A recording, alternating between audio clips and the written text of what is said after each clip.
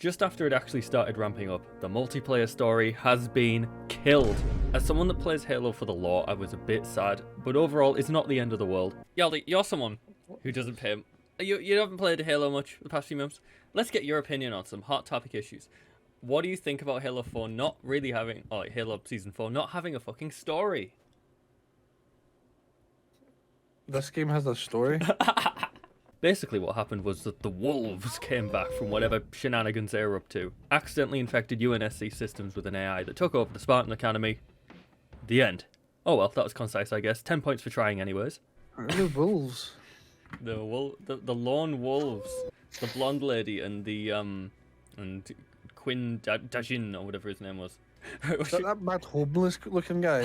It is, the homeless guy and his Norwegian girlfriend. The story was very clearly being made up on the fly, as evidenced by the fact infection mode was moved a season's worth of time ahead of schedule to meet players' growing demands for the game mode. I feel like if there was a proper story plan from the get-go, then this change just would not have been feasible. But tying a beloved and classic game mode to a narrative was such an odd decision in the first place. It is a shame the story was ditched just as it was picking up though. Like, if 343 is too work-hammered to make cutscenes, then why couldn't another studio step in to help? I don't know, maybe next season they'll write a fucking novel on Halo Waypoint all of 13 people will read. Sacrifice your flesh for the banished.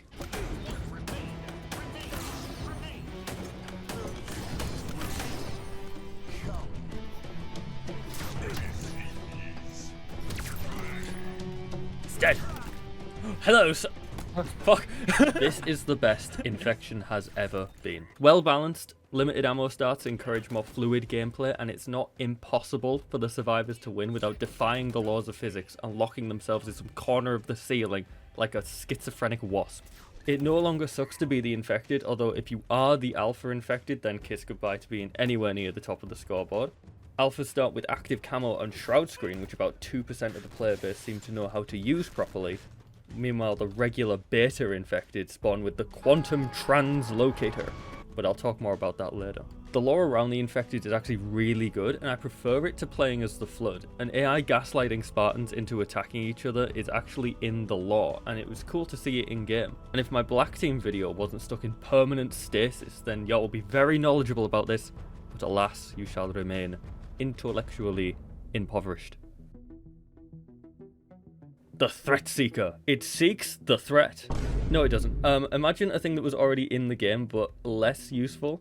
Congratulations, developer at 343. You've outdone yourself yet again. Not gonna lie, I forgot this bit of kit was even in the game until I was writing this script, and I was like, oh yeah, that thing, which says a lot, I guess. Why they added this instead of a grab lift or trip mine is beyond me. But there's also the Quantum Translocator. It locates the trap. It's a 4 and a doohickey, I guess. It's useful in Infection, but I've literally not once used it outside of Infection, aside from this exact moment, where I got out of a backsmack, which was very epic.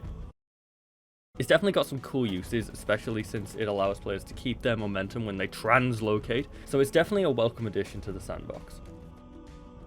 New maps are a mix of original creations and reimaginings of old maps, and as usual with the DLC maps, they're top tier. Awesome to play on these iconic maps again. Squad Battle is now my go-to for team-based objective games. 8v8 is the way Halo was meant to be played. Fight me. Golden map. The thing doesn't spin. They add this map They back. added it. It doesn't spin? It doesn't spin. That's not in the engine. It can't do that. The engine's not that powerful, but it's pretty cool, right? My god, did someone make this in Forge and then they just can't make it spin? Maybe. No, oh, that thing behind us There's a spins. spinning thing right there!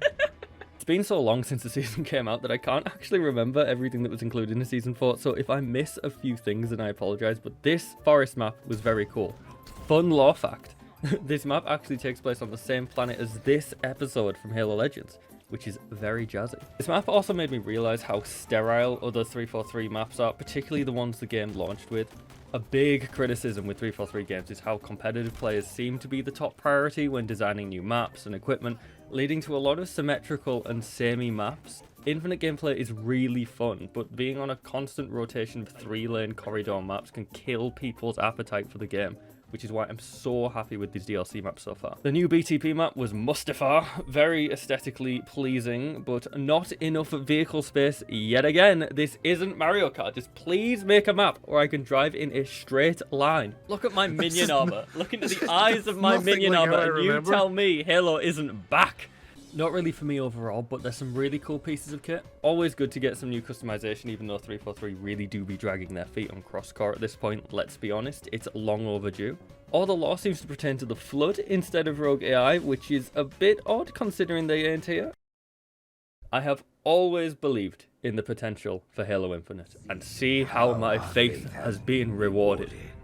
The game is now good, or at least it's where it should have been at launch content-wise. Gone are the days of the content famine and the 7-month-long seasons. The game is good enough to keep me, a medically certified, ADHD-riddled autist, interested for more than 3 minutes. So I guess that's good enough. I would like to see some of these new items added to the campaign, but since there's literally no one working in that department at the moment, I'm not holding my breath. If you were holding out on Halo Infinite, I think now is a really good time to jump back in and experience the game. With Season 5 on the horizon also looking pretty juicy, it's fair to say Halo is in a good spot right now.